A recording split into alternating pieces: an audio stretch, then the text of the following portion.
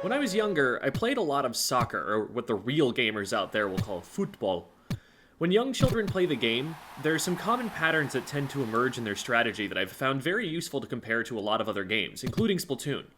If you're a Rocket League player, you'll probably recognize a lot of what I'm about to say, but you're not allowed to take any credit for it because the sport came before the esport, and I'm mad at you because I can't hit an aerial to save my life. With a little 4-year-old, the most you can often expect is just to get them to kick the ball toward the correct goal. These matches tend to play out like Pokemon matches, and that the players' guardians spend the entire time shouting instructions out onto the field to make sure the kids don't, say, score an own goal or get distracted and wander off somewhere. Since there's only one ball, but many small children, this means that you often end up with a thick pack of kids in a tight radius around the ball, all of them just trying to kick it. This behavior is referred to as ball chasing. You'd think, well, if the only way to interact with the game is by having possession of the ball, the smart thing to do is to make sure you're always playing the ball, right? As an entire team thinking collectively, yes, having possession of the ball is massively important at every level of play, 3-year-olds to national teams. But it only takes one player to be in possession of the ball. And once you get any more players than that on the ball, it gets crowded, more difficult to move, cuts off angles you can kick the ball at. It's not as useful. Since the ball can only go so far after being kicked before it reaches another kid, it often doesn't go anywhere. And often, in their frustration at not getting it where they want, kids will satisfy themselves just to kick it somewhere, anywhere, just so they can have kicked it. This tends to result in turning the ball over to the other team. Somewhere around early elementary school, kids unlock a new strategy that looks like an absolute cheat code compared to ball chasing, that being passing to an open player.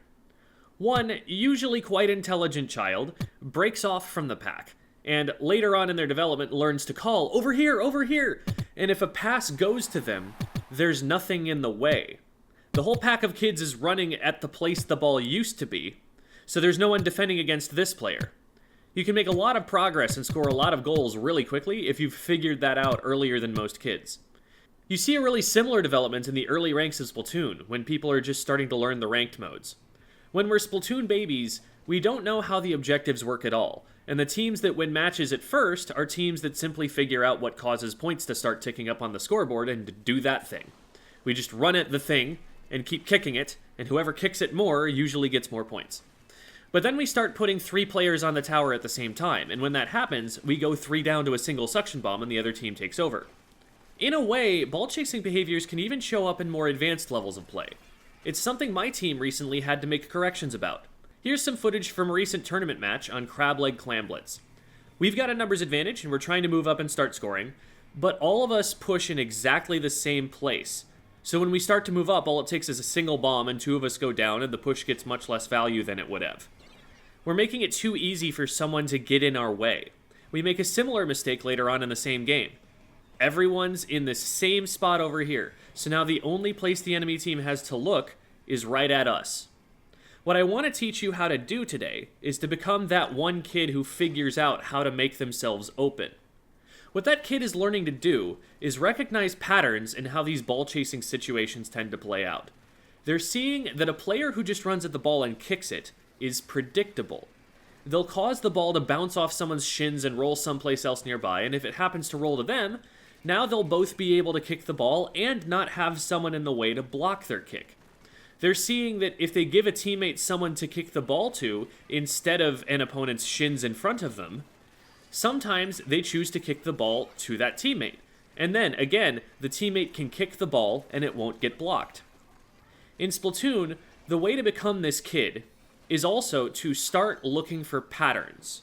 One such pattern is that when your team groups up all on top of each other, stepping on each other's feet, as I like to call it, bad things tend to happen. AoE damage, like this bomb, is devastating in those cases.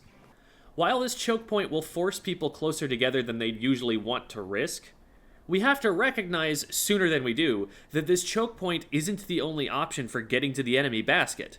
We could be threatening top right, or, like I moved to do a little too late in this clip, we could be pushing someone in on the left side. Now, like with little soccer players, if the defense wants to cover me, they have to split up, and that'll make it harder for them to cover my team as they come in from the other side. You can see that we've identified this problem and adapted to it in this footage from a tournament less than a week later, where as soon as the play starts developing, I'm already moving left, and we get in a lot more cleanly. While we don't manage to hold for very long, the push was initiated a lot more safely, and it's good progress toward making this offense look the way we want it to look in the future. Think like this. First, what needs to be covered? Where do we need someone to go?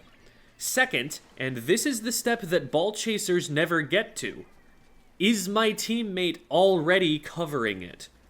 Assuming my teammate is already covering it, where can I go that my teammate isn't covering that needs to be? Or where can I go that will help my teammate cover it better? Thinking just that little bit further ahead, seeing that semi-truck you're going to have to pass just a little further up the road, figuring out where that tennis ball is going to bounce so you know where you'll be able to hit it, making that little bit more of a prediction sets you up to be a great supportive player. Someone who can take even a hyper-aggressive feeding teammate in solo queue and turn them into an effective frontliner.